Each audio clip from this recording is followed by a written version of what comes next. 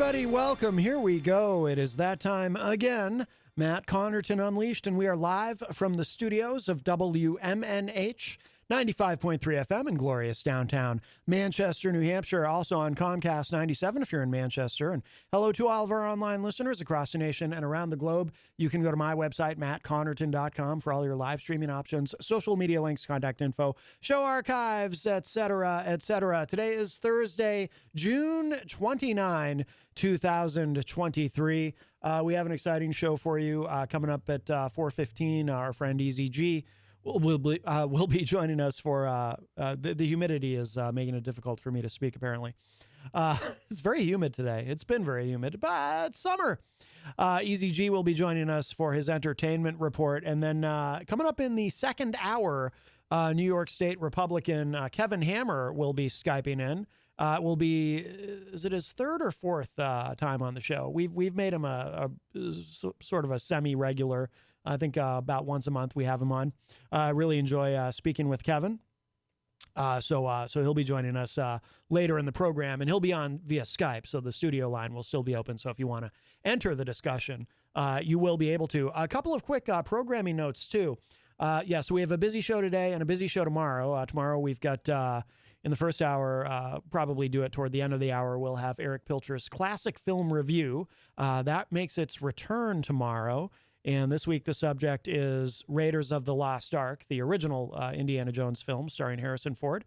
So that will be the film review tomorrow. And then in the second hour, we will be joined by Huey the Gecko. And last time Huey was on, he really brought in some callers. So he'll be with us tomorrow as well. So it'll be great. Actually, he was on recently, too, with Aaron Bilodeau. Because the first time Huey was on, he had Aaron with him, but Huey was the featured guest, if you will, and Aaron was here accompanying him, and then they kind of did it the other way around. Wait, was Huey here with Aaron, or was he with... Yeah, he was here with Aaron. And then, I'm not sure who's going to be with Huey tomorrow. I think it's going to be a surprise, but he is bringing someone who's going to come in and play live with him in studio, so we look forward to that. Next week, just so you know, I haven't mentioned it on this program. I think Peter's talked about it on the morning show, but I haven't mentioned it. But next week is our summer break. Don't worry, it is only 1 week. So we'll be off next week. We do have some brand new. I've produced a batch of brand new best of editions that will be airing next week in this time slot. So these are not. I know we have a lot of best ofs, but they needed some freshening up. So we've got some brand new ones airing next week, and then we'll be back on July 10th, I believe it is. So looking forward to that. By the way, if you're watching online, you might notice I've got my new hat. Jenny brought this from her latest trip to Washington, D.C. You know, she got back yesterday morning. People's Action, a great organization that she's been working with, advocating for healthcare for all, Medicare for all, and so forth. So it's a really nice hat, and it's got the flex fit, which I like.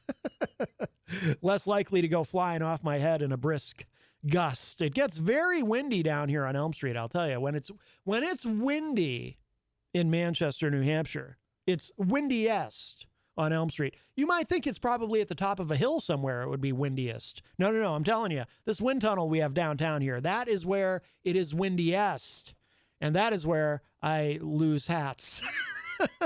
So hopefully I don't lose it. This is it really is a very good quality hat. So very nice. I was very appreciative to get this. By the way, and you know, there's some big stories. You know, there was the Supreme Court ruling today on affirmative action in terms of college admissions. We're going to do a deep dive on that soon. We probably won't get to it this week. Well, we'll see. I'll probably bring it up to Kevin Hammer when he joins us in the second hour, because I am curious to get his thoughts. But at some point soon, and obviously, you know, we've got a busy today and tomorrow, and then next week we're on break. So probably the week of the 10th, at some point that week, we'll do a deep dive on it, because it is it's a big subject. But the Supreme Court today effectively ending affirmative action at colleges in terms of admissions. But there's a lot to say about that and a lot to explore. It's a complex subject. And also, one of Putin's generals is missing. And the general who is missing seems to be the same general who is alleged to have known about the coup or, well, of course, Prigozhin said it was never intended to be a coup per se. But this general is alleged to have known something about it ahead of time, as some other members of the command in the Russian military as well. And seems that anyone who might have known something, they don't seem to be appearing in public. And it's got, there's a lot of speculation. And by the way, we still haven't seen Prigozhin in public again either. Supposedly he's in Belarus. That's what Lukashenko claims. He is in Belarus in a hotel with no windows, of course, because Putin likes to have his enemies shoved out of windows. But no one's actually seen the guy. So is he actually really there? So there's a lot to explore. So, but right now, I believe our friend Eazy-G is on the line. Hello, Eric. Hey, I figured it's already 4:15, so I figured I better call in because you got a guest calling in or coming in. I don't know. Yeah, we have Kevin Hammer will be joining us in the second hour. Yes. Oh, live in the studio? He'll be Skyping in. He is in New York, Schenectady. Oh, all right. Yep, he's in Schenectady, New York. And what kind of guy is he? What kind of guy? He's a cool guy. What are you talking about, politics? Oh, what kind? Oh, I thought. Oh, I see what you mean. Yes, he's actually a candidate for, I believe, the city council in Schenectady. But we met him through our friend Billy Painter from Outlaw Radio. Thought Kevin might be a good guest on our show, and I enjoyed our initial discussion so much. I said to Jenny, because Jenny does the booking, I said, let's make him kind of a regular. We'll have him on once a month or something because. So he's a candidate for what now? Yeah, city council in Schenectady, and he's one of those people who. What I like about him is, he and I are ideologically different. He's a Republican, fairly conservative in some ways, although I think moderate overall, probably. And I'm kind of center left, but we can. Right. But he's one of those people who we can have a intelligent discussion without. There's no, nobody's trying to prove the other wrong or anything like that. It's good to have another opinion besides yourself. Well, of course, yeah. I mean, that's a big part of why I do the show. Is good radio. I like talking to people. I like having mature and sophisticated discussions with people with whom I disagree. And it's fine to talk to people with whom I agree too. But I find it actually more intellectually stimulating at times talking with people with whom I disagree, as long as they're able to have that kind of conversation where it's not like this weird. It always makes it more fun, yeah. Where it's not like this weird partisan contest, but actually a mature, open discussion. That's why I like Eric Pilcher so much. I call Eric Pilcher my favorite conservative because he's like that too. Like, we can have conversations and we can disagree on things, but we keep it respectful and we actually try to empathize with how the other feels and try to understand each other's positions instead of just sitting here yelling at each other. Like, I listened to some of that yesterday. Yeah. Interesting. Yeah. So anyway, Kevin's another person like that with whom I probably disagree much more than I agree, but we're able to have a really good substantive conversation, and I enjoy that very much, and he seems to as well. So he'll be here with us in the second hour today. Yes. And, of course, you are going to be telling us today where Amanda McCarthy, Katie Dobbins, and April Cushman are playing, correct? Not Amanda, because she plays down in Tennessee. Oh, right. So just Katie and April. All right. Well, let me go ahead and hit your. No, they're not playing in Tennessee. I'll go ahead and. Yes. What's the page? We're not going to talk about it. But April Cushman playing in Florida, but we don't talk about dates that are far away. So. Right. Let me go ahead and. That tour will go well. Yes, they'll go ahead and hit your music here. He was once a thug from around the way. I still don't hear it. Tell me what it's over. You want to know about stock market crashes, COVID-19, drive-bys, celebrity gossip? Eazy-G's got ya. Entertainment report style. That's why I'm easy. 'Cause ain't nothing but a G thing, baby. Are you ready for start time? Let's find out. Ready, set, go. By the way, Easy, before you get into that, a name I haven't seen in our Facebook live chat in a while, but it's wonderful to see her in there. Karen Kubit, I'm never sure how to say it. She's Ben Dion's aunt, and she's occasional caller, but he had his weekly Dion. Yep. I see her in the Facebook live chat. See my morning show occasionally. Yes. Isaac Banks also in the chat room, of course, along with Charles Richardson. Speaking of Florida. And Crystal. It's funny I can't hear the music anymore. It's weird. Now. It Weeks is in a weird, row. yes. And Crystal, our great friend from the state of Illinois, also in the chat. Yes.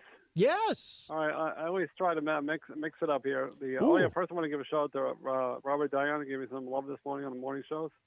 That's always nice. Very nice. Rob Dion, of course, he does Name That Tune. And he does his own entertainment report on the morning show on Thursday mornings. Yeah, and he said Eric started the entertainment report, so I thought that was nice. Yes. I took my blue folder and he still got the iPad. Remember the iPad story? Oh, yes, I remember that vividly, yes. Anyways, I don't think I've dedicated the show to this fellow before. I don't know if he's in the Facebook Live room. Alex Whitley. Now he's a guy overseas, right? Alex Whiteley from the UK, yes. And he is a very successful podcaster and media personality in his own right, yes. I don't know if he's in the Facebook Live room. I haven't seen him in there yet. Not always. I have not seen him yet. But he may yet join us. And I also dedicated to this guy here. You know, once again, he had a real bloody man. I don't know if he's paying a blood. John Moxley, he's a member of the Combat Club, former SHIELD member. Yes. And they want to be edgy. They got DLV, TV14, the swears, and I'm like you said, you're the same way. I don't like those bloody matches. Yeah, I don't like to see I don't blood. like the pile drivers. You can break somebody's neck. Yeah. Well, the reason in some places the pile driver is banned is because, it causes neck and spinal compression that they I think deemed WWE as... outlawed it, I think. Yeah, they don't do pile drivers. They haven't, in WWE, they haven't done pile drivers in over a decade. It's very rare that you'll see one. Yeah, didn't Undertaker do that? I don't know if the Tombstone Actually, was necessarily a pile driver, was it? No, the Tombstone is a pile driver. Yeah, Undertaker is one of the few guys they would let still do it because he never hurt anybody ever. He's so careful that they would let him do it. I know they try to be edgy and stuff, but I don't like the blood. I don't like the pile drivers. And they seem to have blood all day long. I mean, all night long on Dynamite. And I know they want to be, more edgy and stuff and all that, but I don't like it. So no, I don't like blood. No blood. I think they do it like every week now. They have a show coming up in Boston, TD Bank, first time there, and Moxley and a gang of Moxley on Combat Club going to fight somebody else. And the blood and guts. I said, "Oh, great!" I'll make sure I don't watch that week. No. I mean, it did it occasionally is okay, but they seem to do it every week, and it doesn't make it. They do like Hell in a Cell every week. It's not. It gets old. It gets old every week. Every week. I mean, obviously you don't have to watch it, obviously. So that's true. Like the old saying goes. Right. You do not have to watch it. That's all true. Right. Yes. I want to make sure we get everything in. Oh, please. Finish the wrestling update. That's what here. she said. What's big Money in the Bank? And this is my prediction for the Money in the Bank. Probably won't win, but I think the men might win. It's a L.A. Knight. I think they might put the Money in the Bank on him. And I hope so. It's a long shot by the new wrestler, Joey Starks. Oh, yeah. They want to push the young girl, but I don't think that's going to happen. But L.A. Knight might do it. I sure hope so. Jenny and I are both big fans of L.A. Knight. I don't quite understand. Yeah, I am too. Though I wasn't at the beginning, but I am now. Oh no, I've been a fan of his since back when he was Eli Drake in Impact Wrestling. Well, lately for some reason he seems to lose a lot, but he beat Hall of Famer Rey Mysterio Jr. So that's pretty good on his side of the table. Yes. I don't know. I don't understand. Last Friday Night SmackDown. I don't quite understand. I think I might have said this to Eric Pilcher, too. I don't quite understand what they're doing with him, though. Like, why don't they just turn him? Why not make him a hero? Why do they keep having him try to play the villain? L.A. Knight.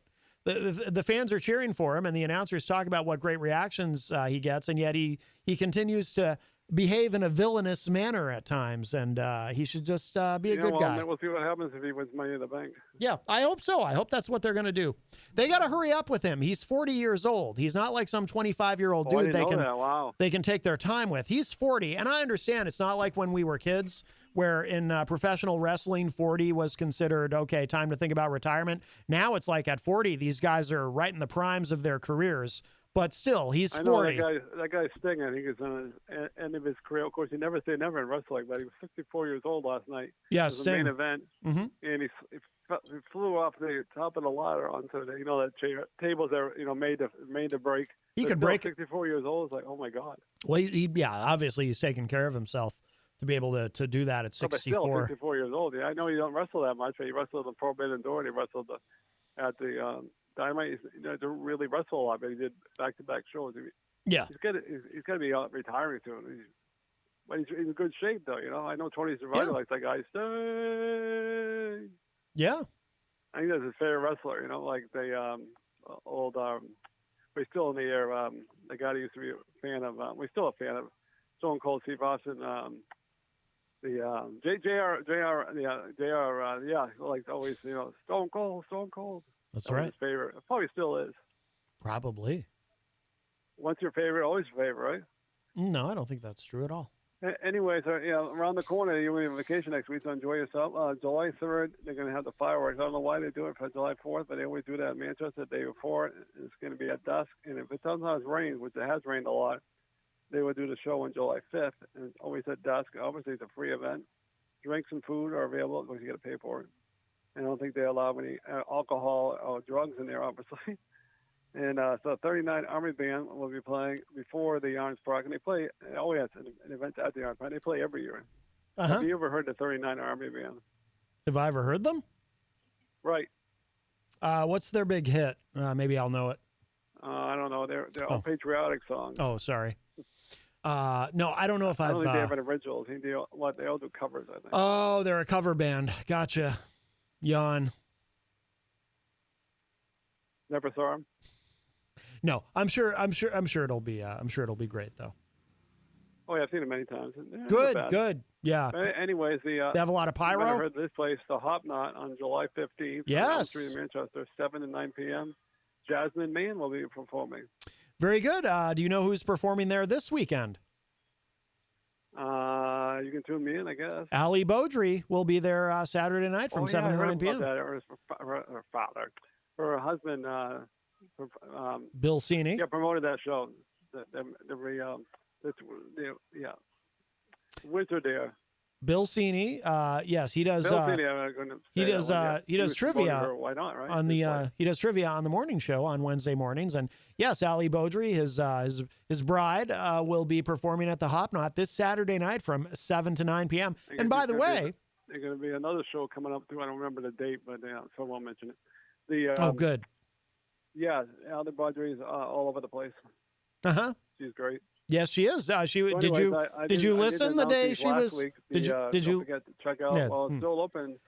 Summer hours, 11 to 9, right here on Valley Street at Creamland. If you're looking for some good food and drink, and and ice cream. I'm a goldenrod friends man. tried to fool me the other day. I had some friends come over, Katie, Emery, and Katie's roommate Sarah, and she tried to fool me. She said, "Hey, Eric, did you hear Queen City Cupcakes went out of business?" I said, "No." I said this to myself. He said, "Well, I tried to fool you." I said, well, "Not today."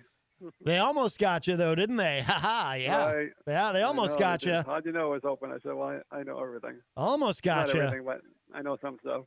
Yeah. So, anyways, Queen City Cupcakes on Elm Street. You Don't almost forget to, got. Check them out, and it's so tasty, especially when it's 90 degrees out. I always say when it's 90 degrees out, nothing quite like a delicious chocolate cupcake.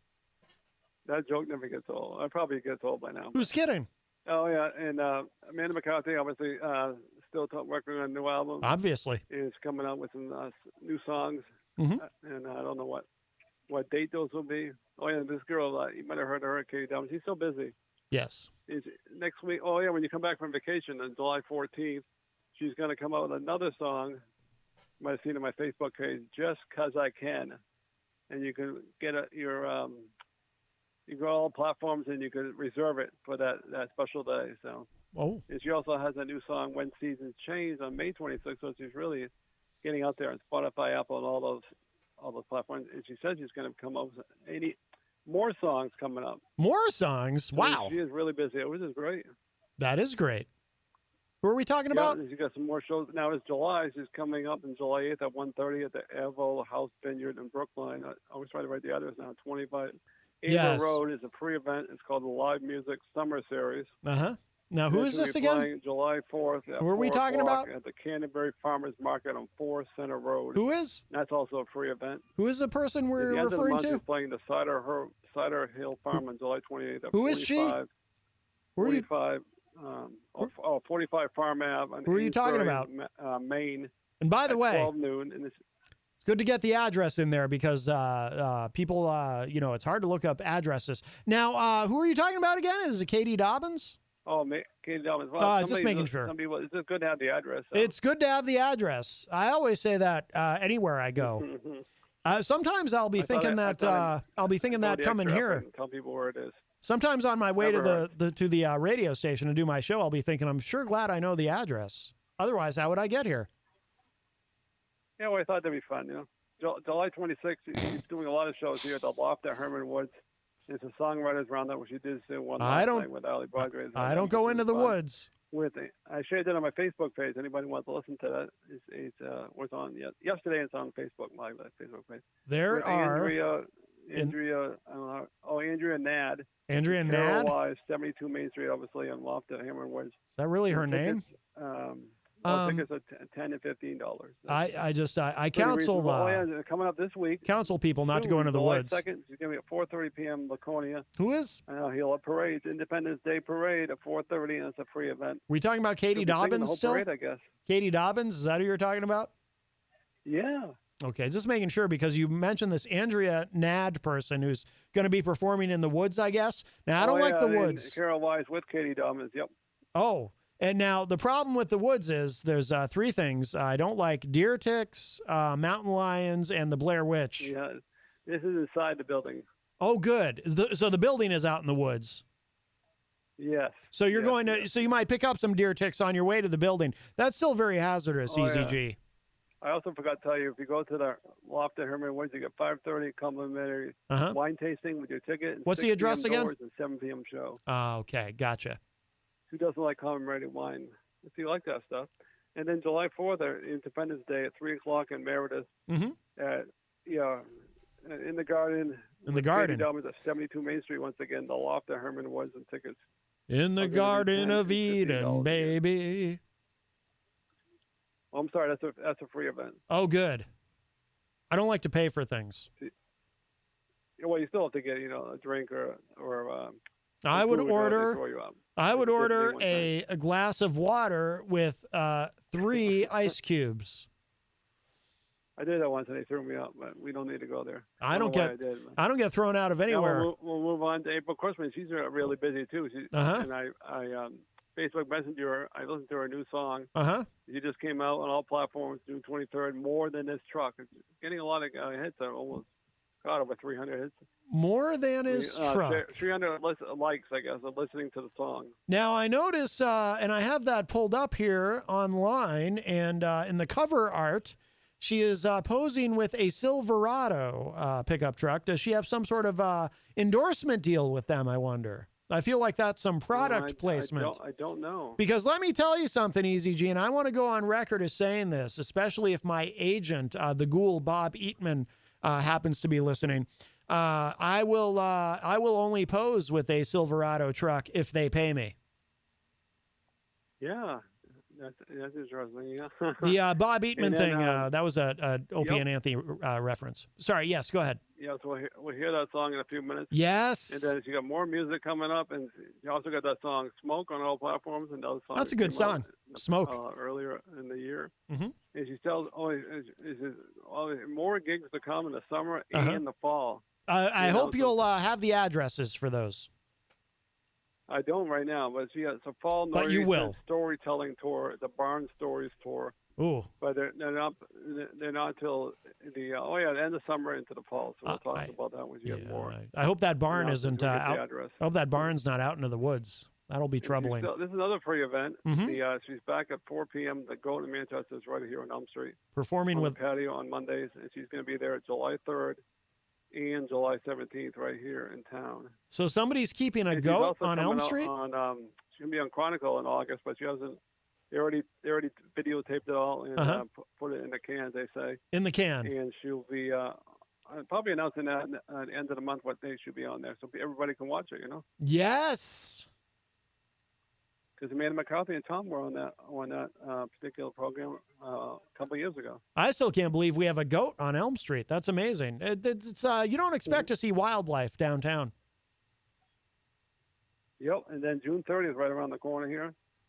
coming up tomorrow at the library. It's at the library on Friday night. Sunapee with Brad.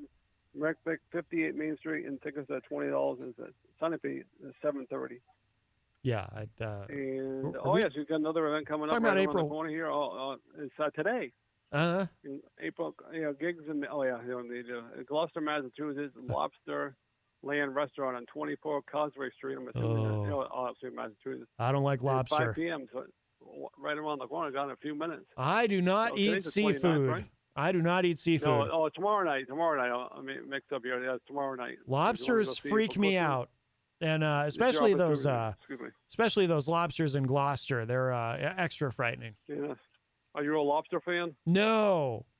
When I was a kid, I remember my family, they would get the lobsters and put the lobsters in the pot in the boiling water, and you watch the lobster die, and I thought, this is so cruel. Okay. And then I would have these terrible nightmares. I would imagine one of the lobsters coming to me with the lobster claws, coming to me in my dream going, Matthew, I like a lobster roll. Why did you let them boil me? It was very frightening, and I would wake up in a cold sweat. That at Creamline. It's very expensive. Well, it's no one should eat those. I don't agree with eating lobsters.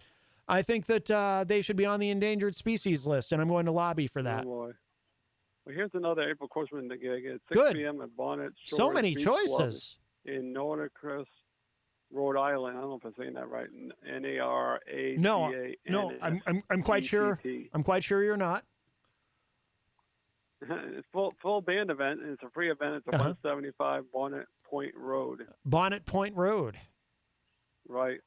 And then she got a couple. I'm putting that in my GPS right now. Gigs coming up here. Yes. And we'll just announce the August one for right now. It's coming next month. Ticket information is 603-293-4700. It's called the Jelly Roll Backyard Baptism Tour 2023. It's 7 p.m. show. Parking is at 4:30. Doors are 6 in the Bank Pavilion. Everybody knows what that is. It's Ellie King, Struggle Jennings, and new person they added, John Adams Myers. Now, how does Hazy Willow stage? How does this? August 18th, a big gig on 90 Old Turnpike Road at Joel Nichols. The ticket information to buy tickets, you go to four ticket limit at rangemazin.com. And general admission is $48 for shipping handling. It's $55 at the day of the show. So why don't you get tickets early? And if you're real generous, you get $500 VIP at your own table. Okay. Probably miscellaneous stuff and Skybox. And I'm guessing you have waiters and waitresses come. We probably have some wine. Offer you a jelly roll. Maybe some beers. I don't know, but they're pretty well for those tickets. I heard Eazy-G, and you can tell me if this is true or not. I heard a rumor that if you get that $500 VIP package, you actually get 2 jelly rolls per person. Is that true?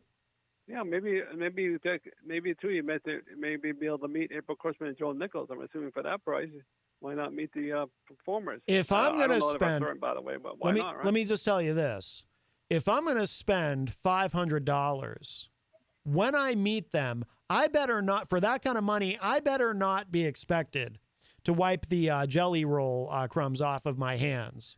I'm going to go, I want to shake their hands the jelly roll tour, though. with jelly roll crumbs on my hands, because for that kind of money, I should not be expected to wipe my hands off. Hey, maybe they have some lobster or lobster rolls. Well, that's disgusting. They have pretty good food. No, that's terrible. No lobsters. Yeah, doors are at 6 and shows at 7. And why do they call it? I forgot to say this last time. Oh, like they do on Part of the Interruption. Interruption? Almost every night at 6. It's on. ESPN 2. What are you talking get it about? On podcast too, believe it or not. There's an interruption. They always say, "Oh, well, I'll try to do better than the next time." That's all you can do in life, right? Wait, I'm sorry. Are we at the end of your report? Is that why you're saying that? Yeah. So I always say on Part of the Interruption, they always say, "Well, try to do better than the next time." And the guy waves the Canadian flag of all things. I don't know why. Maybe he's from Canada. Probably. Yeah, that'd be a good bet. I find that weird. And then the other guy says, listen to the podcast on blah blah blah. Yeah. And they say time for Sports Center, but the show I listen to it at 6:30. So yeah. But ESPN has got like a million channels. So. I'm so confused. All right. So are we at the end of your report? That's it. All right, Eazy-G, thank you so much. We will play your Look forward to song, hearing that hot new song. More Than His Truck. And we'll see you in 2 weeks because you're on vacation. Enjoy yourself. Thank you. Happy 4th. Thank you, Bye-bye. Easy. All right, bye-bye. Wow. Boy, you should have known by now. Easy does. That was all. That was very confusing. Will Vegas is in the Facebook live chat. And by the way, congratulations again to Will Vegas, who's about to be married. He says, Jelly Roll and Struggle Jennings are friends of mine. Oh, Jelly Roll's an actual person. Jason Duford and William Harness. Oh, okay. I didn't understand. I thought Eazy-G was talking about the food, and I didn't understand the baptism part of it at all. That was very confusing. Mike from Queen City Cabinetry says, I miss Easy's random rambling. What's there to miss? You just heard some there, Mike. By the way, Mike, of course, from Queen City Cabinetry, one of our great sponsors here at WMNH, but also one of our co-hosts on Retro Spectrum Radio with Paulie C every Friday night, and Friday nights from 8 to 11 p.m. And tomorrow night, the theme is summertime songs, which is, of course, obviously because it is summer. So I will be there. I have the honor and privilege of being one of Paul's co-hosts on that show, along with TJ Steve, and of course, Mike from Queen City Cabinetry. All right, let's get to it. We're going to hear that song that Eazy-G asked for. This may or may not be the world radio premiere, but here it is. This is More Than His Truck by the great April Cushman, who in all seriousness is very talented. So we'll give this a listen, then we'll come back and chat for a few minutes before we hit the 5 o'clock hour and bring in our guest today, Kevin Hammer. But here it is, April Cushman, More Than His Truck. WMNH, rip the knob off. You know, I'm not the biggest country fan in the world as far as country music, but I do like that. That's really good. It sounded really good in my headphones, or these not my headphones, but the station's headphones. More Than His Truck by April Cushman. That was a good suggestion, Eazy-G. Yeah, not bad. I mean, she's very talented anyway. She's got a great voice, but I do like the song. I really do. Welcome, everybody. It's Matt Connarton Unleashed. We are live from the studios of WMNH 95.3 FM and, of course, Comcast 97 if you're in Manchester. And hello to our online listeners across the nation and around the globe. You can go to my website, mattconnerton.com, for all your live streaming options, social media links, contact info, show archives, etc., on this glorious Thursday, June 29, 2023. Coming up at the top of the hour, we're going to have, in just a few minutes, actually, our friend Kevin Hammer from the great state of New York is going to be joining us.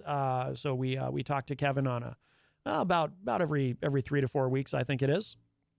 So always an interesting discussion. There's always much to discuss. If you'd like to get in with a quick call, though, the studio line is open, 603-250-6007, 603-250-6007. You can also text me at 617-917-4476. I'm on social media at Matt Connarton. You can email me, matt@mattconnerton.com. And, of course, you can interact and opine in the Facebook live chat. But the best thing to do so that we can hear and enjoy your dulcet tones is to give us a call at 603-250-6007. By the way, hello to Heartbeat Golden from the, of course, Greensboro, North Carolina, checking in. Says, we will be performing for the Center City Park Karaoke at downtown Greensboro, North Carolina on July 23rd, 2023, hashtag Matt Connarton. Oh, if only you knew the exact address for our friend Eazy-G. Also, Chris Rose from the Commonwealth of Massachusetts joins us in the chat. I wanted to mention just briefly, and newer listeners, I'll try to be quick with this because newer listeners aren't going to even probably really much know what I'm talking about here. But those who've been with us for a while might know. A couple of years ago, well, so this gentleman named Tom Gully used to call into the show occasionally. And I met Tom through Not Even a Show, hosted by the great Chris James. And we are occasionally featured on that program on YouTube, or NEAS for short. And I subscribe to Chris's Patreon, too, for the bonus content, which is really good. Chris is amazing.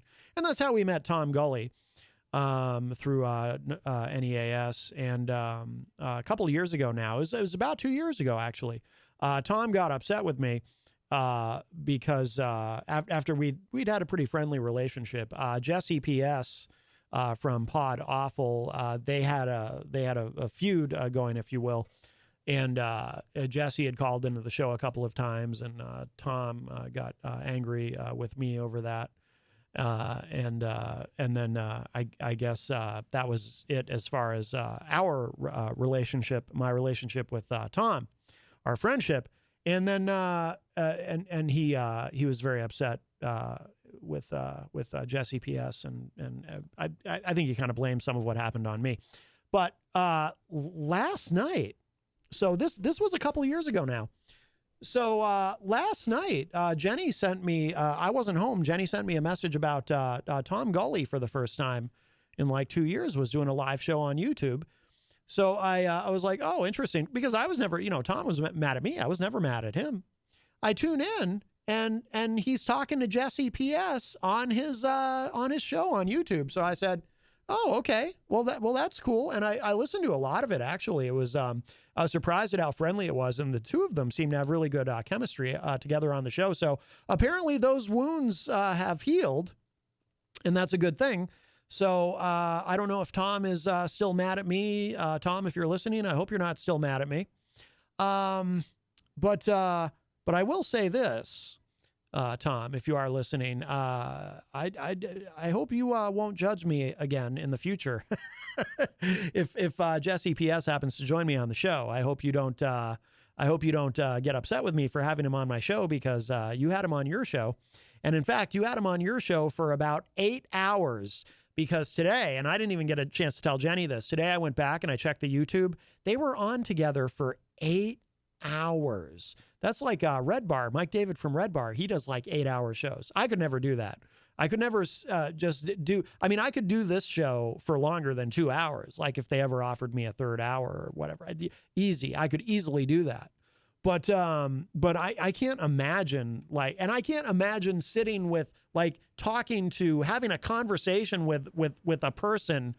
Like, I can't imagine talking to Jesse for 8 hours. And I actually like Jesse. I don't know how Tom feels about him at this point. They were pretty friendly last night, but I couldn't stay up for the whole thing. I was falling asleep, not because it was boring, but I got tired. But, so, if you know the history there, it's an interesting little development. And, I don't know. I don't know. I hope Tom isn't still mad at me. Tom was very mad at me at the time, and someone else too. Chris James didn't like it either, me interacting with Jesse. But here's the thing: now Tom and Jesse seem to be on good terms. So I don't think anyone should be judging me about who I associate with. Okay, just putting that out there. But Tom, if you're listening, I hope you and I can, because the thing is, I miss, Tom used to call in occasionally, and I do miss him. I miss the guy. So, the great Tom Gully from the Tom Gully Show, but he's got some new job now, some new big job he was referring to vaguely, so he's probably too busy to listen. Anyway.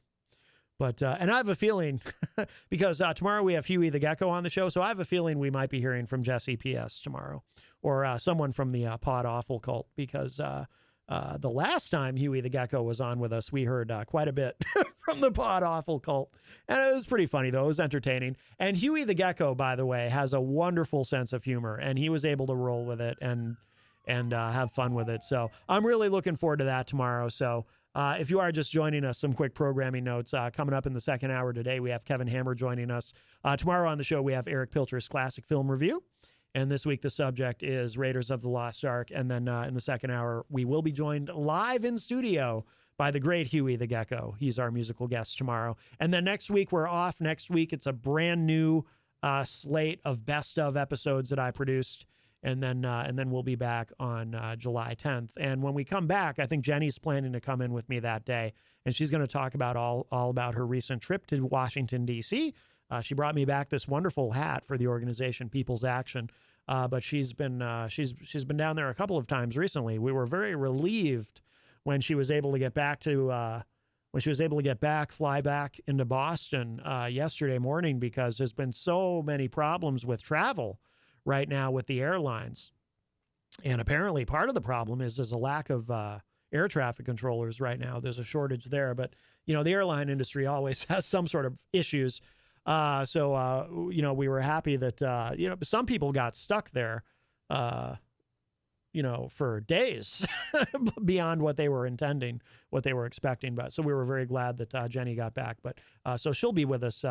Oh my God, that is so funny. Heartbeat Golden in the chat room just said we have to use the bathroom. Now, what's the only reason that's funny? I mean, aside from it being completely random, and is I also have to do that, but that's okay because we're coming up to the 5 o'clock break. You read my mind, Heartbeat Golden from Greensboro, North Carolina. Hey, by the way, just really quickly, this just popped up. Mediaite reports that Geraldo Rivera has left Fox News after 23 years. He was recently removed from the television program The Five, and I guess he just decided to quit altogether. Geraldo's like 80 or 81 years old. He looks incredible. He's still got that great big giant mustache on his face, and he looks amazing. Of course, when you have the kind of money that Geraldo does, you can afford to do whatever you have to do to continue to be a very handsome gentleman.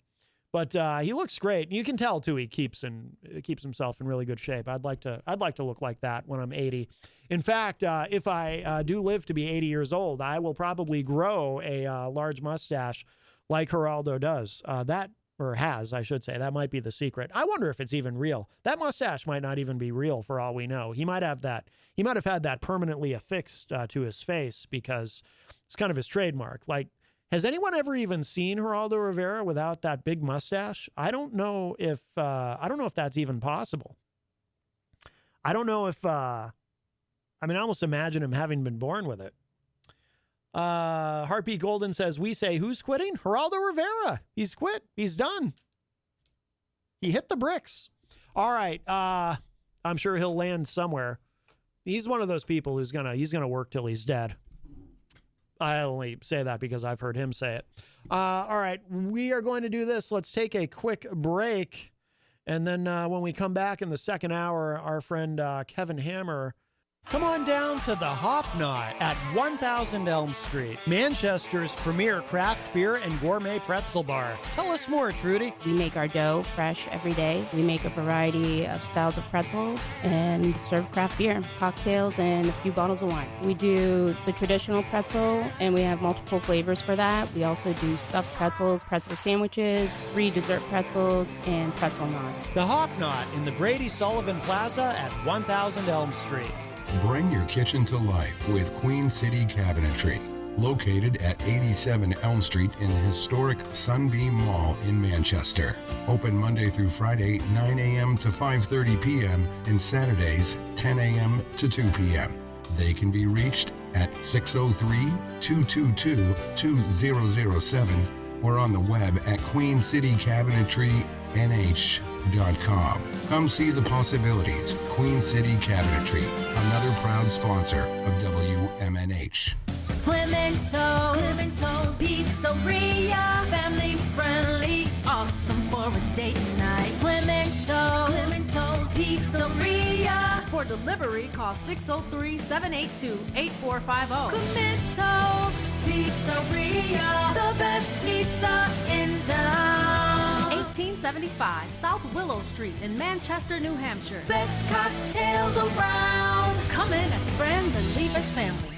This hour on WMNH is sponsored by CGI Business Solutions, located at 5 Dartmouth Drive in Auburn.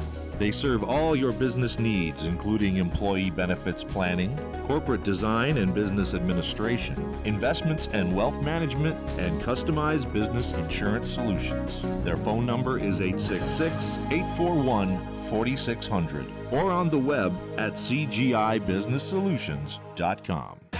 WMNH, rip the knob off. Welcome back, everybody. We are in hour number 2, numero dos of Matt Connarton Unleashed, and we are live from the studios of WMNH 95.3 FM in glorious downtown Manchester, New Hampshire. Also on Comcast 97 if you're in Manchester. Hello to all of our online listeners across the nation and around the globe. You can go to my website, mattconnerton.com, for all your live streaming options, social media links, contact info, show archives, etc., etc. Today is Thursday, June 29, 2023. And joining me via Skype, Kevin Hammer is with us. Hello, Kevin. Hey, how's it going? Good. How are you doing?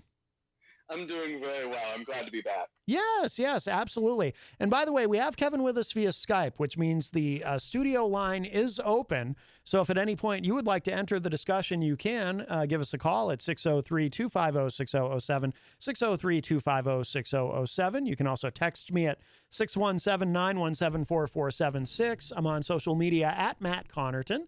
You can email me, matt@mattconnerton.com. And of course, you can interact and opine in the Facebook live chat. But we'd love to hear your dulcet tones at 603-250-6007, 603-250-6007. By the way, hello to Rhonda Ostrowitz-Favero in the Facebook live chat all the way from the great state of California, who says, greetings all. And Miriam Banish joins us as well. Good afternoon, Miriam. Kevin, how's the campaign? Are you actively campaigning yet? Or where are you in the process? You're running for city council in Schenectady, is that correct? Yes, I'm running for city council in Schenectady. We have been out there recently. We were petitioning to get another line added onto the ballot. We were successful in that. So now we're getting ready to kick off more campaigning in regards to getting out there to have conversations, getting out there to more community events, getting out there knocking on doors.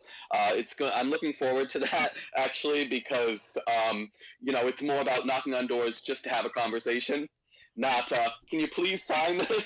Right. Which I get we got to do it, but I always feel I'm being a bit too intrusive with that, Yeah. Just in general, I enjoy the conversations. I've had some great conversations as I've gone door to door, but that part of can I get that signature? always feels a bit strange. So I'm glad to have that part behind us. So now it's just putting the pedal to the metal and getting out there and campaigning. The Democrats they just had a primary, mayoral primary, and so we know who the victor from that is. And so now our candidate for mayor, he knows who he'll be, facing off against in the general election. So now it's time to get down and focus. So I think probably following July 4th is really going to be our kickoff point in getting out there more in the community. So what do people talk to you about when you get out and you talk to people about what they're concerned with? What do you hear? Is there something that's I've probably asked you this before, but then again, I'm sure it might change over time. Are there particular things that people seem especially concerned about? There are. Obviously, there's the standard things that I think in every community people are concerned about. We're talking about noise ordinances. We're talking about the condition of roads. Not enough lighting in certain areas. Those kind of things tend to be very standard. And then obviously crime. Certain areas of any community are they're going to have a little bit more crime than others. Yeah. So people express concern over that. One thing though is specifically in regards to our local government that I've had a lot of people express to me across political lines when I've gone knocking on doors, especially not just this time, but I ran for city council once before, was the fact that they felt that the local government wasn't really accessible to them. Mm-hmm. And they felt there wasn't necessarily a great deal of accountability. So transparency, accessibility, and accountability, I've noticed tend to be something that a lot of voters are concerned about. And that's actually become a focus for me, is that one thing I most certainly will always be is accessible. I expect to be held accountable. Yeah, and I think, unfortunately, these are things that are a concern, I think, for people when you're talking about, not just, certainly not just there, but probably local governments anywhere, and of course, Mm-hmm. State and federal too, is holding people accountable, but also accessibility, transparency.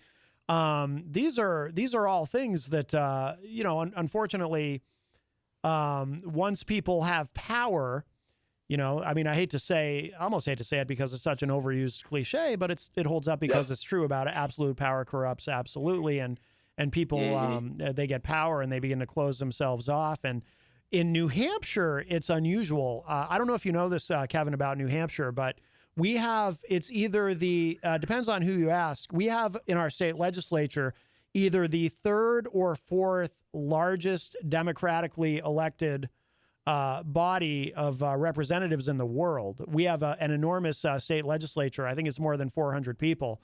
So we have an unusual amount of accessibility here with our state legislators because there's so damn many of them. But it's, you know, and I think there's good things and bad things with that. So, but I mean, one of the good things is they are really, really accessible. Yeah. You know, it is funny because I've been called a pessimist for saying this, but I've said that whenever I go to vote for, you know, for a candidate, I always go in voting, keeping in the back of my mind that I might eventually be voting this person out. Yeah. You know, because they've said that they're going to do all these things, and even if I feel that they are genuine in the expressing of this, as you said, power does corrupt. Mm-hmm. So, and I've been called a little bit of a pessimist when I say that. I actually think I'm, you know, a realist when I say that. Yeah, no, I think that's the right attitude to have because again, you do want to hold people accountable. I mean, part of the what I think is the issue with accountability too is though we live in a culture, and by the way, I'm sure this is true everywhere. I don't think this is unique to the United States, but in the United States, I think partisanship plays a huge role in that where you have, Republicans generally only want to hold Democrats accountable, and Democrats generally only want to hold Republicans accountable. Obviously, there's exceptions to that. I'm not saying all the time. But generally speaking, that's how our political system works in the United States. And what that causes, in my view, is it causes just kind of a lack of accountability generally. And an analogy that I like to use is imagine if you worked for a company and you were in middle management and maybe you're doing things that to people beneath you in lower management who, you know, things maybe you shouldn't be doing, whether it's sexual harassment or just unsafe work conditions, putting people in danger, whatever it is. But imagine if you're that person in middle management, imagine what you could get away with if you knew that the people in upper management, only about 50% of the people running things in upper management were going to hold you accountable for anything, but the other 50% of people in upper management would run interference for you.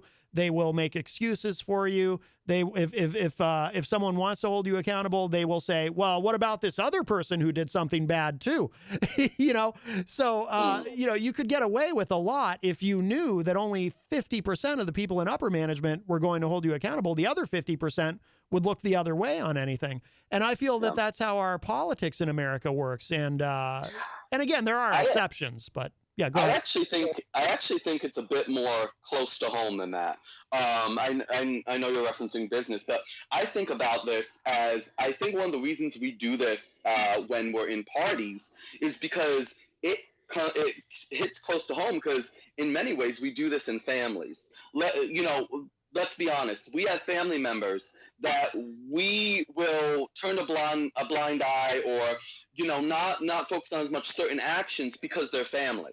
True. But if a stranger did the same thing, right, we would react a very different way, especially if it was like a feuding family or something, right? Yeah. So I actually look at it more as so innate that we do it in our families, and like a member of the family might do something and the family will try to keep it hush hush and play it down as much as possible, but then there's the situations when a certain member does something that you can't bury, and then the family's like, okay, push it, they're like, oh, we're standing, we're denouncing that. So I actually say that it's in some ways so been ingrained so much into us, starting at even our family, that it's no surprise to me that we see it reflected in politics. I think that's a good insight. Yeah, I think you make a great point there. And if people are if people are sort of working toward goals and ideas and an agenda similar to your own, then you're more likely to have that sense of wanting to protect them and stick up for them and so forth. And I do think that probably starts with family, and then it does enter our politics. The bad part about it, though, being I think it makes sense. Of course, you want to stick up for your family and you want to love your family, even if they do. Even if they do things that are wrong, but it's a shame that our politics works that way. I mean, I always say, true accountability is wanting to hold everyone accountable for what they do, and I wish we saw more of that. But there's so much tribalism and I don't know what to do about it. People have ideas, but honestly, at the end of the day, it really comes down to human nature. But I think you're right, though. I think that's an excellent insight that it does start with family. We just have to get people to not bring that into how they think about politics. I know. That's the problem. How do you get? It's kind of like, right? Someone has a bad relationship and brings that baggage into a new relationship. Yeah. How do you get someone to not do that? Because it's human nature, right? It's true. Once you're stung, once you've been burned, you have a certain response that you develop, or whether it be a defense mechanism, a way to try to prevent it from happening in the future, a way to protect yourself, of course. So it's like how do you overcome that? And I think for me, it really has been about having these types of conversations, what I'm doing right now with you. And while I have very strong values and I'm strong in them, I stand firm in them, I never want to cut myself off to having these conversations, because as I've said before when I've been on, is that really I do feel at the end of the day, echo chambers are really the biggest danger to our country. We're getting caught up in them way too much. Oh, absolutely. 100%. Oh, by the way, this is a bit of a side street, but I saw in the news today, again, these air quality control or air quality alerts, I should say. Are you feeling any of that where you are? I know New York City has had a lot of problems with these wildfires in Canada, and then it all wafts down into the United States. But do you notice it where you are? Yes, we did.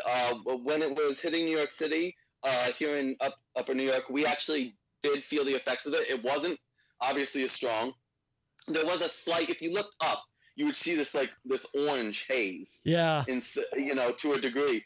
I know that I have asthma. Oh.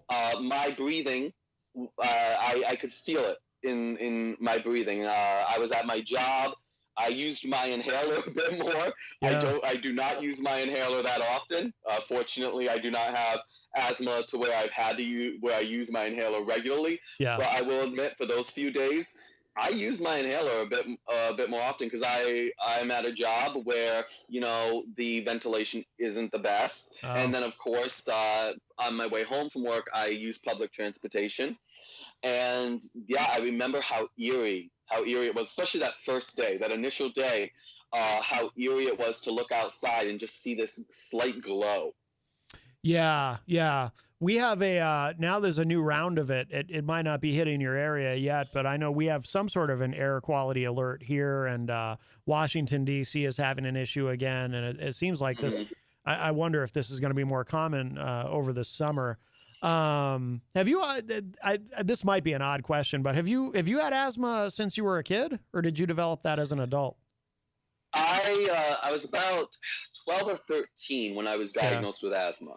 The only reason I ask is I know it sounds strange, but I ask people about it if it comes up, because I never had asthma growing up, but from what I understand, most people who have asthma, they are diagnosed when they're children. I believe I had COVID before we knew about COVID, really, and that it permanently damaged my lungs, and now I have asthma, because I never had asthma. And then on Christmas night of 2019, I ended up in the emergency room with breathing issues. And they were a little bit perplexed, because I remember the doctor saying to me, "Okay, no one's ever told you before that you have asthma?" And I said, no, this is new to me. And he's like, well, you do, because you're clearly having an asthma attack. And I'm like, I don't know. And so, and ever since then, I have to use a I don't have to use my rescue inhaler very often either. Once in a great while. With me, it's more if my allergies are bothering me, but I use a maintenance inhaler once a day, and if I forget, if I forget to use my maintenance inhaler, that's the one time I will sometimes have to go for the rescue inhaler, because I'll start to feel it in my lungs. But I believe I had COVID, because it's really pretty weird. Like, I have yet to talk to anybody who has asthma, who, if I ask them, by the way, when were you diagnosed? Everyone tells me the same thing, that when they were kids. I really only know one other exception to that. I actually know a guy who he was diagnosed with asthma as an adult. Yeah. But then he told me what he blames it on is they had neighbors who would burn burn tires even. Oh. And he happened to have the bedroom window that was facing that, and that was an ongoing problem. And then he one day just had these breathing issues, went in, and they said, "Oh, you have asthma." And he goes, "No, I've never, I was never diagnosed with asthma." They go, "Well, you have it now, pretty much." And so now he has a maintenance inhaler as well. He doesn't have to use it often, but I think he is probably the only other example that I can think of, because you're right, most people I've ever interacted with who have asthma have had it since they were children. I think at the latest when they were diagnosed was around the age that I was, 12, 13. Yeah. But yeah, that makes sense. So your friend with the if they're burning tires and he probably inhaled something, and it probably damaged his lungs. Yeah. So that's my theory. I think I had COVID because we knew, I think we kind of knew about COVID, but we didn't know it was in the United States yet at that point, the night that I ended up in the ER. And so that's my theory. And I remember saying it to my regular doctor when I saw him, and he said, well, we'll never know, but he said it's very possible. It seemed to make sense to him that might have been what happened. But I also wanted to ask you, Kevin, and I'm sure I asked you before, but I don't remember if you really had an answer yet. But is there anybody you like in terms of the presidential candidates on the Republican side? And I'm especially curious if you have any affinity for Chris Christie at all, because he's he's not a New York guy, but he's a New Jersey guy. So I don't know if maybe he's kind of got a little bit of that. There's a similarity there. I don't know if New York people like that when out of towners say that there's a similarity between New Yorkers and New Jersey people, but. I don't know how that goes over, but I am curious. I mean, is there anybody that you're kind of looking at? I'm not asking you to endorse somebody today, but anybody who you're interested in so far?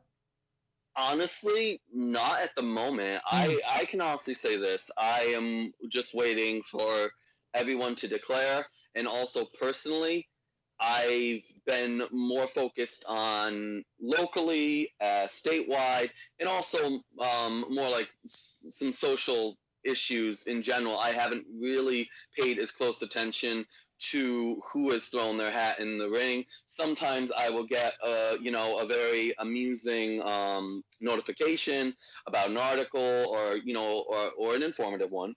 And I've watched a couple videos here and there, but in general, I haven't really invested to where I'm like, this is the person that I plan to support or would support. I mean, the most amusing thing recently, and this isn't even Republican, because I am a registered Republican, I will admit I was amused by national politics locally with RFK Jr. doing those push-ups. Which, by the way, if I could be that fit at 70 years old, oh, wow. But outside of that, I hear a bit of controversy here and there. Candidates will make statements about this or that, but no, I haven't really. I know. I said, and I feel bad because I always get the name a little bit wrong. I believe it's Vivek Ramaswamy. I've been listening to some videos, some of his content, some of his interviews. DeSantis, I've been following a little bit here and there. Obviously, there's a lot of drama going on right now with Trump, with Biden. So that's actually another thing. With all the drama going on with the primary candidates, the candidates that are seen as the primary, ones in the race, it has kind of, I think, pushed a lot of people to say, okay, if I want to step away from the drama right now, okay, that gives me an opportunity to look at other individuals who have thrown their hat in. As far as Chris Christie, it's funny because my in-laws, my husband was born in New Jersey. My in-laws are from New Jersey, and on my birth mother's side, where the family's also from New Jersey. So I was born and raised in New York, but there are some Jersey ties. I don't know. I mean, Chris Christie, when I watch him and he goes off on stuff, there are certain people, and this has nothing to do with political affiliation, but when they go off, just how they go off about something, I swear in my mind replaces them with a chihuahua barking or something. Yeah. It's the teacher from Charlie Brown. They become the teacher from Charlie Brown. Yeah. And it's just how they go off. Sometimes it's their tone of voice. It may not even be what they're saying. That's another thing. Is like you could be arguing a great point. You actually could have the facts to back it up. But if you fail to deliver it well, that can be an issue in and of itself. And for me, when Chris Christie speaks, I'm not gonna lie, I go a little bit Charlie Brown, and in general, and I just hear a bit of that teacher. I hear the wah wah wah. Yeah. But yeah. So, but suffice it to say, no, I really have not come to any conclusions in regards to who I plan to and who I personally would vote for and support for the Republican primary. Yeah, Eric Pilcher, who joins me on Wednesdays, he's I don't know if you know Eric at all, but he's a evangelical Christian conservative from Cedar Rapids, Iowa. But he and he was a Trump guy, but now he's pretty repulsed by him, and he actually decided to endorse Chris Christie, which surprised me a bit because Eric is conservative, and I view Chris Christie as more of a moderate, northeastern blue state Republican. Although certainly conservative in some ways, but overall he's a kind of a more moderate guy. But what I do appreciate, and by the way, I don't trust. I don't endorse candidates anyway, just as the host of the show. I'm just not comfortable. I'll be very open about who I like and who I don't. And I'll talk about who I voted for if I'm asked, but I don't officially endorse anybody, but Eric, he does what he wants, and, he endorsed Chris Christie, and that's fine. So I don't trust Chris Christie. There are things I like about him, but I have never believed, and geographically, I don't know how close you are to where this happened. Probably not close, actually, now that I'm thinking about it in my mind. But I've never believed that Chris Christie did not know what was going on in Fort Lee, New Jersey with Bridgegate. I don't believe him on that. I think he knew exactly what was happening there. See, at the end of the day, though, I mean, when we go... So for me, because I get asked that a lot of politicians, and this actually goes deeper for me about politicians lying, right? I hear a lot of people tell me that, we have all these crooked politicians, we have these politicians that lie to us, and a lot of people talk as if it's something that's brand new in our culture, and I'm like, right. Far from it. But I do honestly feel that to an extent, we, the voting public, and I include myself in that, we've created the very politicians that we despise, that we go off about. And I think that is because as a voting public, especially in America as a nation, we're fairly privileged at the end of the day, right? We do have a great deal of wealth. We have, overall, we are doing fairly well. I think to a degree that's created this have my cake and eat it too when it comes to the candidates that we choose to support. Because when we look at that, when we get, especially in primaries, if we have a candidate that comes before us and says, well, I might be able to do this for you, but this doesn't seem realistic, And then we have the other candidate saying, "Oh, I promise you the world." Right. We tend to push aside the candidate that's actually being honest with us and saying, "Hey, listen, I might not be able to do this, but I will do this, and I will fight for this." That candidate we won't accept. In a general sense, we don't seem to want to accept, and then we go for the candidate that promises us the world, and then we get all upset that we have these crooked politicians once they don't live up to our expectations. And so I really have come to the conclusion that I think, as voters, and like I said, once again, I'm including myself in that as a member of the voting population, that to a degree we have created the politicians that we have such a disdain for. I think you're right, because I've often talked on the show, Kevin, about how we need more buy-in from voters in terms of we need to take more responsibility as voters in terms of learning about these candidates, not just listening to what they say. Because you can say anything as a candidate, especially if you don't think you're going to win. If you don't think you have a shot, you can promise the moon. It doesn't matter because you're not going to be held accountable if you know you're going to lose. But because there's other reasons to run for office other than trying to actually win that office, like for the presidency. Most people who run for president, they know they're not going to win, but maybe they want to raise their speaking fees or just enhance their public profile, or maybe they'll get a cabinet position. Maybe they'll, get that VP. Yep. Exactly. But what I always say is, and I don't know. I don't know why this message isn't out there. I feel like I'm the only one saying it, but based on what you said, I think you'll agree with me. What we need to do as voters is, instead of just listening to what these candidates say, we need to actually learn about, because you can get the information with websites like opensecrets.org, for example.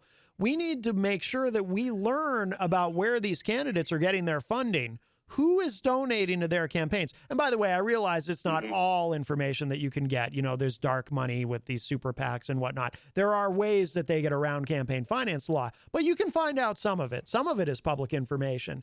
And if you're able to find out who is contributing to these candidates, then you know who they actually work for. Because they don't work for us. I mean, I'm talking about, at the congressional level and, of course, the presidency. They don't work for us. They work for whoever gives them money. Well, yeah, go ahead. Well, I got to say this, but you are a little bit more ambitious than I am at this point, because I would love for that, too. I would love for that, too. But I, right now, would be happy to get voters to go to the campaign websites and look up videos. Yes. And information, even videos of the candidate that they might vote for speaking about issues. I want to get to that step first, because I don't even feel that we're at that point by and large. When I talk to people about voting across the political spectrum, I ask them, who did you vote for? I remember, especially some of the younger generation, I just turned 38, so I'm now saying the younger generation. I feel it hurts. It hurts along with the bones. So when I speak to some younger voters and I ask them, who did you vote for? I've actually had a few people say to me, "I don't recall the name. I just voted for this party." Oh. And that's common. Yeah. So I would love to. I first want to get people to the point where they know the names of the candidates that they're going to be voting for, and also have gone to at least their websites or have seen some videos on them. Before we get to what you said, I want to get voters to that point. Yeah, good point. I think that most voters, this is going to sound very cynical, but I think most voters are low information voters. I mean, if you're voting based on what you see, based on a couple of YouTube videos and what your friends tell you and whatnot. And by the way, I don't want to sound like I don't want to sound too negative either. I realize, I think there are some people I think are low information voters because they just don't care enough to really do the research and put in that effort. And it's just easier to say, oh, we got to get the money out of politics and chant those slogans than to actually do what we're talking about, which is really learning about these candidates. But I also understand there's a segment of people who probably would like to be more engaged, but they're also just very busy. Exactly. You know, it's hard if you're especially say if you're a single parent and you're working 2 jobs and you're also trying to go to school so you can get a better job, and you're doing all this stuff to support yourself and your kid and whatnot, just as an example. And maybe you just don't have the time. At the end of the day, you're exhausted. And, because I know people in that situation too. So I don't want to sound like I'm just dumping on everybody. So, no, absolutely not. And not to cut you off, but I totally can relate to that. And that's the thing is like, while it frustrates me that we don't have more voters that do this, I fully understand why a majority of voters, why I think a majority of voters don't really invest that time and energy is because you don't have it. I'll be honest. I work 10-hour shifts. I'm a warehouse worker. At the end of the day, I've been on my feet all day. My job, I'm standing. Yeah. If I wasn't part of my local Republican committee and I wasn't a candidate, I mean, if I was detached from politics in that way, when I get home from work, I want to relax on the couch. I don't want to read about the drama of politics. To be honest, I want to get lost in a book that I like or in a show that I like or a movie that I like. I want to have dinner with my husband. I want to have a conversation with him. I want to talk about those types of things. Yeah. Politics is, honestly, I push it higher up, right? Yeah. It's not automatically there. I had to work to push politics higher up on what's important there. Yeah. And so I by no means it's while it frustrates me, low information voting, it frustrates me. I understand it because, to be honest, I contributed to it once. I was one of those people. Sure. I was like, okay, this is my party. And that was back when I was a Democrat too. So I've been across the political spectrum, and it's there all across. And I understand why. My parents, their view was, why vote? They're all crooked anyways. Yeah. So, Well, that's the other thing too, is people get it not just too busy, but some people just get so discouraged and they feel so disenfranchised, and then and then they do get into that headspace where they just go, oh, what's the point? And actually, I got something amusing from the local Democratic primary, the mayoral primary for the Democrats. When they had their debate, so the candidates had their one debate, and our current mayor was asked. Well, they were both asked about the just abysmal voter turnout. I mean, this is an issue across the country, of course, especially in primaries. Oh yeah. So they were asked about it, and our current mayor actually said, "Well, I think low voter turnout is a result of people being happy with how things are." He actually said that. That was his answer. That was his answer to this question. And it was just like, I actually went to the debate, so I was there in person. I kind of scoffed a little bit, like laughed. And that's not even about, the fact that he's a Democrat. That's the fact that a lot of politicians, that seems to be their response to this, I feel, is, or at least one argument they will make, I don't think they believe it, was that, well, everyone's happy, so of course that's why we're having this low voter turnout. But that was his response, and it was just, wow. Well, like, that is what you believe. Well, it's kind of like, though, he said the quiet part out loud, because if you are an incumbent, it is to your advantage. Incumbents always want low voter turnout, because that's true. Yeah, if you're an incumbent, that means you're probably safe. It's people turn out when they want change. So in a sense, he's not wrong. He's just kind of saying something you're not really supposed to say. And if you want to take what he said and make it reflect reality a little bit better, I mean, what he's really saying is people are happy enough that they're apathetic enough to not turn out to vote. I won't go that far to they're happy enough. I would just say they're more comfortable with the devil they know. That's a better way. I would say that the devil always seems to be better at the end of the day for most people. Right. So I would say more along those lines than that they're comfortable, because I've met people who are certainly not comfortable, but they still don't vote. Yeah. And it's because they just don't have faith in it at all. Yeah. Or if they do vote, they just vote because they are afraid of what if it changes. Because change can be better, but it can also be worse. Right. So, You know, it's kind of like that old thing where you want to throw that old saying when someone says, "Oh, things couldn't get worse," you want to throw something at them, right? Yeah. You know, it always can, and so change is difficult. We are not a people that like change. We tend to resist that. Even those who seem to embrace change, on some level, there's certain types of change that they don't adapt to well, or they fear. So I would say that it's more about that. It's the devil they know. They might not be happy, but heck, if they change it up, things could get worse. Yeah, yeah. No, I think that's a good that's a good insight. Absolutely. Do you have you been following anything? Were you following again? I don't know if you have time really to how much time you have to pay attention to the news, but over the weekend, were you watching what was going on in Russia? I was okay. So I'm aware that. So one of the other things that's fortunate for me is that when I go to work, since I work in a warehouse in my position, I pop an earbud in and I'll listen to commentators and shows and stuff like that. Okay. So I will admit I'm fortunate in that regard. There are a lot of people who have even similar types of jobs as me that can't, jobs as me that can't do that. But as long as I have one ear free, yeah, my company's policy is, you can listen to music or whatever. So while most of my coworkers are listening to music, I'm listening to podcasts from time to time. Yeah. But I haven't really followed so much on the Russia. I will admit, from a personal perspective, it's the month of June, so it's been it's been a specific focus, especially in my circle of friends and my political friends. Obviously, dealing with Pride and a lot of the drama concerning that, and denouncing a Pride Month, all that stuff. But as far as the Russia thing, I have recently heard a bit more details on it. I'm horrible with the names, but I get the idea, that we had the military, basically a military coup. There was an attempt at that.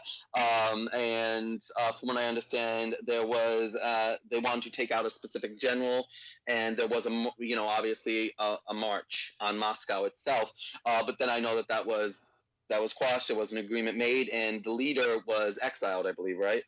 Yeah, basically, yeah. I guess I was curious because when you were talking about change and change being scary for people and whatnot, I couldn't help. I hadn't planned on asking you about Russia, but then when you were talking about change, my mind went to and the devil, that made my mind went to Putin and how people were kind of wringing their hands over what's going to happen in Moscow. Are they going to get Putin out? And then does Prigozhin go in, and does he end up being even worse? And of course, none of it panned out. But yeah, now we don't know. Apparently, so now Prigozhin is in Belarus, but nobody's actually seen him publicly. So is he really there? And now there's a general who's missing who might have had something to do with it. So it's all very. I remember someone said, "Are we going to find out he accidentally beat himself to death with a tire iron or something?" Yeah. he accidentally strangled himself. It was, accidentally shot himself from a distance. But accidentally poisoned himself. Yeah, I've heard some people making comments in that regard. But that is a great example of that. When we look to other countries and they have absolute tyrants in leadership, if those tyrants leave, something worse can always come in. You leave a void, and that's one of the problems. Is like if you're a country that's going to go into another country to try to in any way shake up leadership, you better have a long-term plan. Because if you're only going in to try to remove leadership, whether encouraging the people to revolt or vote the leader out or whatever it may be, you better at least have the understanding that what replaces the current leadership could always be worse. And so, and obviously as a world, we have not followed that. We have not really seemed to have kept that in mind always throughout history. Right. But it's similar, because people do ask, why do we put up with these tyrants? Why do we put up with these certain leaders around the world doing this, doing that? And go back to the devil, at the end of the day, at least this individual, their habits. I mean, for Putin himself, he's been in power how long now? Has it been about like 23 years? 23, yeah, 20, yeah. So 23, yeah, over 20 years. So this is a man who's been in this position for such an extended period of time. And while he has certainly done some horrific things, and he, and just in general, he does not reflect our, I don't feel that he reflects American values at all. At the end of the day, there could always be something worse. And what speaks to another thing is I really get annoyed with this mindset of the enemy of my enemy is my friend. Because we tend to have that. And I'm like, no, the enemy of your enemy can still very well be your enemy. Oh, sure. But I feel like we get into that. And I've seen that a lot with, I know you said his name, but at least from what I heard, the local, our media tended to be like, oh, yay, Putin could possibly be overthrown and supporting the other guy. I'm like, why are you cheering that? Well, at the end of the day, do you have any reason to really cheer this? Do you have anything that tells you this guy is going to be better or going to be something that, something that won't even turn out worse, that won't actually just have catastrophic consequences? And I've noticed that across the spectrum, even in politics regarding like the war in Ukraine and stuff. So it's been one of the most frustrating things for me. Yeah. Because I've seen certain people, and I've seen this among some conservative circles come out with, in support of Putin, or in regards to Ukraine. And my response has been, why? Because I have a question for you. We as conservatives, especially, we love our Constitution, right? We love the freedoms granted to us in our Constitution. What freedom in our Constitution do you think Putin would fight for? What freedom do you think he would die for? Yeah. Like, we know how he's treated the press. We know how he's treated the church. And, as long as the church supports what he says, then he's fine with the church. But he's gone after the church. He's like I said, the press. He's gone after military. He's done all this. So what values, what American values, what values rooted in the Constitution, especially as a conservative who loves our Constitution, what would Putin support there? Nothing. We know that at the end of the day. So I've gotten to a few of those discussions with conservative leaning individuals who, as a knee-jerk reaction, well, the current administration and the Democrats are all about Ukraine, so that means we got to be about Russia. No, that's two things, part both of it. can just be crap. Both can just be crap at the end of the day, right? Yeah. Ukraine can have a corrupt government just like Russia, all right? Corruption is all around. So to go back, sorry, I know I'm getting a little bit frustrated because I've had some really intense conversations on this. Yeah. It does frustrate me. The enemy of my enemy is not my friend. Many times not my friend, even remotely. Yeah. They can be your ally. They can be your ally on something, but that's as far as I will go in a general sense, is saying they can be your ally on a point. But your friend, no, and that has been a regular conversation for me, actually. It's not just with that. It's good that you're confronting people on that. That's something I've talked about on the show a lot too. Is this pro-Russia wing of the Republican Party, which I think it's certainly a small part of the Republican Party, but it is there. And, and I often give the example, too, of Tucker Carlson, who obviously has not held office, but until his ouster from Fox News, he was the #1 guy in all of cable news, and he's pro-Russia. When Putin first invaded Ukraine, Tucker Carlson, he said on the air that he was rooting for Putin. And Laura Ingraham, I see some of that. So I think some of that is media driven, and it actually predates Putin going into Ukraine. I mean, there's been a growing pro-Russia segment of the Republican Party for a while, but it's good that you're confronting that, Kevin, and I respect that you do that. When you do that, I mean, do you get any kind of explanation other than? You said it. There's kind of an attitude of, well, the Democrats are with Ukraine, so we're with Russia. But I mean, does anyone say anything beyond that, and anything that makes sense to you, or is it all just this sort of weird knee-jerk reaction as you described? I'm just curious, like what the mindset is, because I don't get it. I think for the most part, it is a knee-jerk reaction, because at the end of the day, even when I've talked to some, because I've even talked on the other end to that, because a lot of Democrats have been just automatically, pro-Ukraine. And yes, okay, Ukraine is the country that was invaded here, right? Yeah. Russia made the aggressive action. So Ukraine is completely justified in fighting back. But at the end of the day, there's been this push in a way to put Ukraine on a pedestal from the left. And I'm like, no. I've seen, like, for me, I've seen people do a blend of the American flag and, the Ukrainian flag. No, I'm not going to be doing that. I'm not going to put the Ukrainian flag on my profile. I'm not going to do any of that, because Ukraine, even though I acknowledge that in this situation, they are the country that was invaded. Yeah. I'm not going to then be like full on Ukraine, because do they reflect my values? War is horrific. My heart goes out to the people. Yeah, absolutely. What's happening is absolutely horrific. But at the end of the day, I just being a cheerleader for any country without the full context of the government, its leadership, corruption, and how it came to be and how we got to where we are. I just find it crazy to do that. But yes, it hasn't been a lot. I do want to say that in regards to specifically on my end, a conservative perspective, I haven't seen a lot of necessarily pro-Putin, pro-Russia. And I do think that when I have seen it, it's mostly a knee-jerk reaction to the fact that we have Ukraine strongly associated with Biden in his administration, and increasingly the Democratic Party overall, is that obviously, well, my opposition is saying they support this, so now I must say I'm against this, or I support the opposite. That tends to be how we are and how we are becoming increasingly. Right. Regardless of the situation or the issue at hand. Yeah. Like we were talking about earlier, and absolutely. We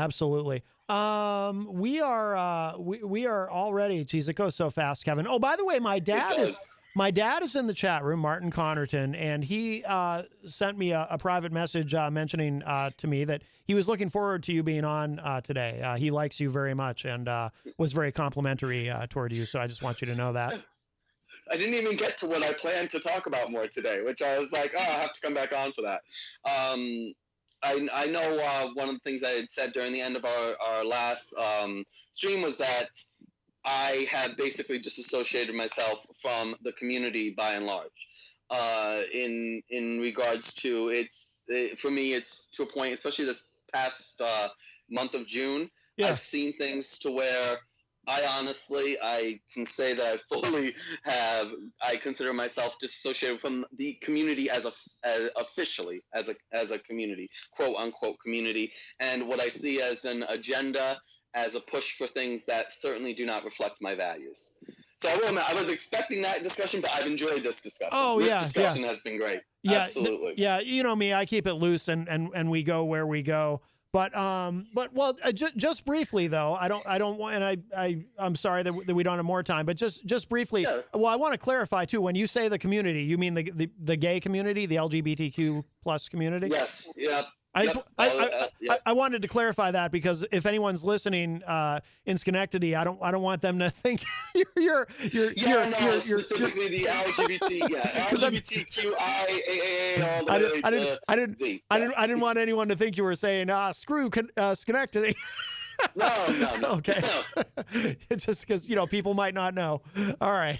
Well, I mentioned June and Pride Month, so I felt like that delivered. I just want to make sure. Okay. Yeah, and I appreciate that, because I've realized, as we all have probably had those experiences where you say something and you think you're being clear in saying it. Well, you think you could not make it more clear, and someone's like, "You meant this," and they take such offense, and you're like, "No." Well, especially Kevin, especially in politics, because it would be the easiest, especially in the world we live in now with the technology that we have in social media, it would be the easiest thing in the world for one of your opponents to clip you saying, "I'm disengaging from the community," and then putting that out there. It's like, this guy wants to represent us. He doesn't even like us. You know what I mean? So. No, and that's the thing though. I'm also someone who's not afraid to clarify things. Although I do know the fact that once that is what would be made the headline, but the clarification would be made the byline. Wouldn't even be on the first page. Right. So, right. Yeah. It would be on like the 46th page. I totally agree with that. So I appreciate you clarifying that. Yes, yes. It's a dirty business, man. It's a dirty business. But all right. Well, listen, because we're up against the clock. But one thing I definitely want to make sure you get in for listeners who want to know where to find you online. If there's anyone listening from your area who wants to know more about your campaign and anything you want to make sure that we know about. Oh yeah, absolutely. You can easily find us on Facebook. I'm bringing up the exact for that. My phone is acting up a little bit. So I had this down. So we're your GOP candidates for Schenectady City Council on Facebook. So you can find about us there.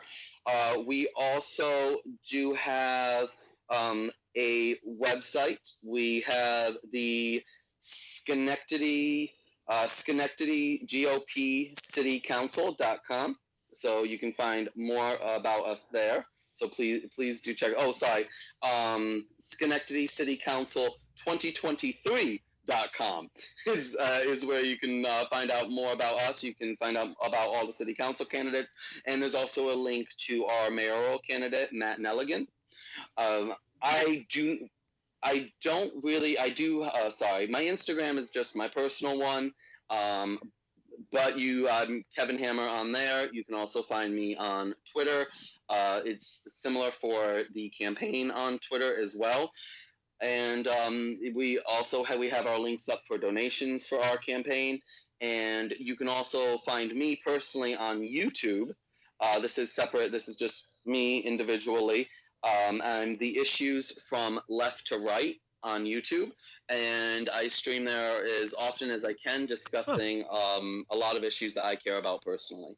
Okay. All right. Very good. All right, Kevin. Thank you so much. Always a pleasure to have you on, and we enjoy speaking with you. And we'll do it again, obviously. But thanks for your time today, and be safe out there in the when the bad air comes.